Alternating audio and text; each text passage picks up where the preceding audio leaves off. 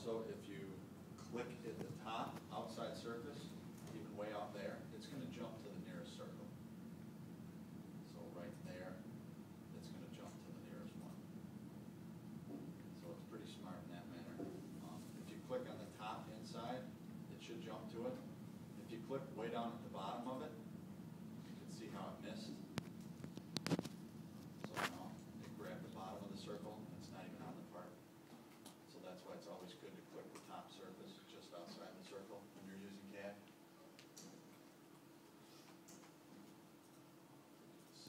Cylinder, everything else is the same. You got your XYZ, IJK, that's the surface vector.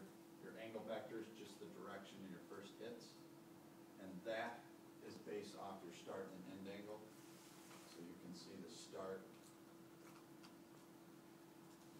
angle is red. It's going to go in that direction. Take off.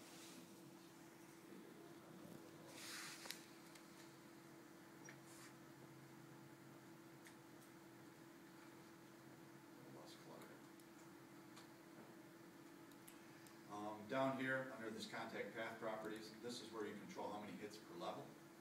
So you can change that. 13 hits per level. Just leave it on 3. Depth. Your depth is from the top down. So 0.2 inches. Your ending offset.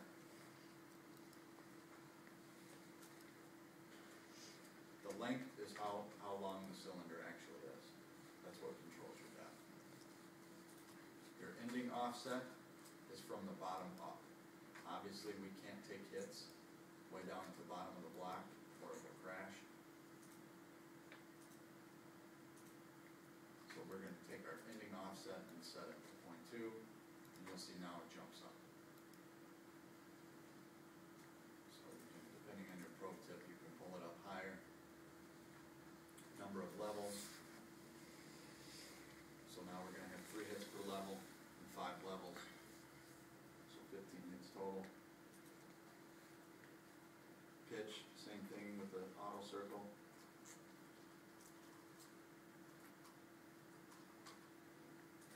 Sample hits. If it's a weird surface and you want the machine to take sample hits, you can turn them on. Avoidance move, that's like a mini clear plane. If you're using a clear plane, you don't need it. But if you have a weird part, it's nice to turn those on. That should put it on time. As far as this goes here, for the cone, you can see it's the same as a cylinder layout. Just click on the cone. You can see how it'll dive around. When you guys are going to teach in the auto cylinder, you take 3 sample hits on the top, then you take the probe inside, and you're going to probe 3 hits at the bottom. Move the probe up and probe 3 hits at the top. That's going to kick out your nominals, and that's going to give you your surface vector. You see how that's not perfect? That's just bad CAD data. So you would just come in here and update it so that it's clean. Inside or outside diameter, depending on what you have. This is your top diameter, the cone. This is your angle of the cone. So based on the plane, it's 20 degrees off.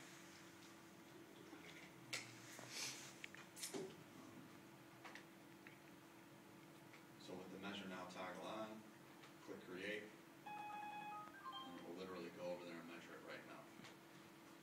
Turn it off. You can see cone 1, this is what the code looks like for the auto features.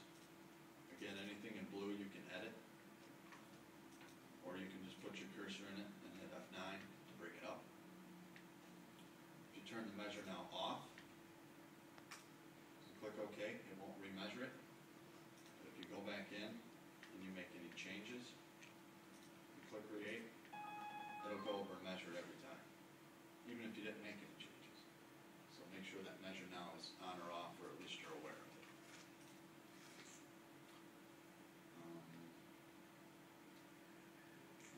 That's enough to get you guys going. The lab's going to cover a couple more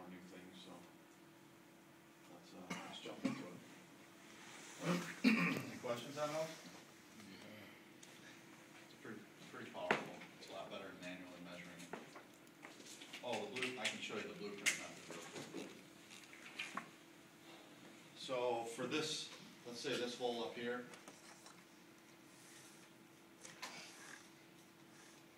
we know that based off the origin, it's 1 inch over an X.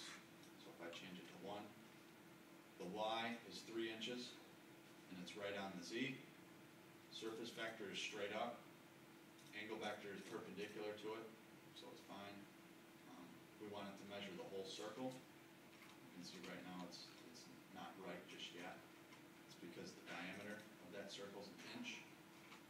So once you update it, you can see how it will pay attention to you. So you don't have to use the jog box, as long as you put all your nominals in.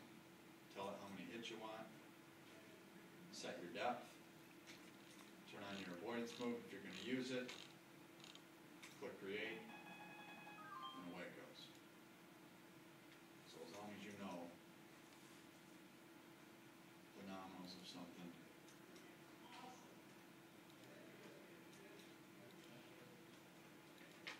you can see now it's going to dive right into that circle based off your origin.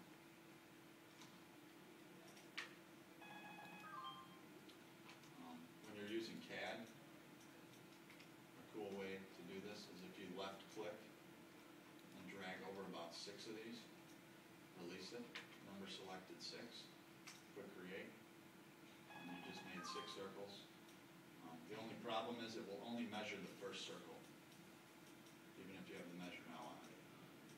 So they're all created, but they're not going to be executed until you go back and run the program.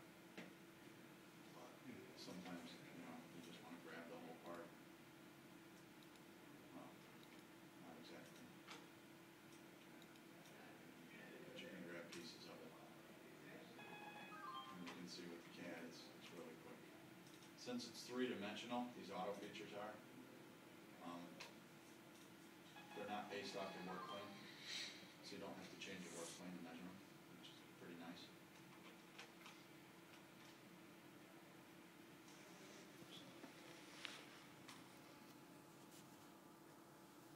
So you're saying by it knowing the vector, we don't have to change our work plane? Yeah, well, because it's a 3-dimensional feature. So like planes aren't dependent on a work plane, only 2-dimensional features are.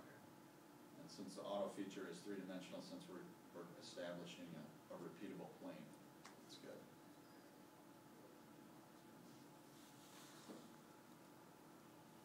You guys want to kick off? Go ahead. We'll push through and see how far we get.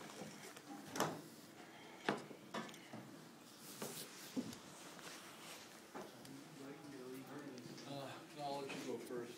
I started first yesterday. No, yeah, but you can, I can stay, you can't, so go ahead. I got nothing else to do tonight.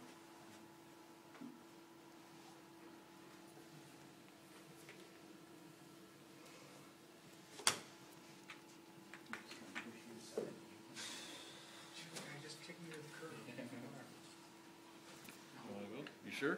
Yeah, It's too early.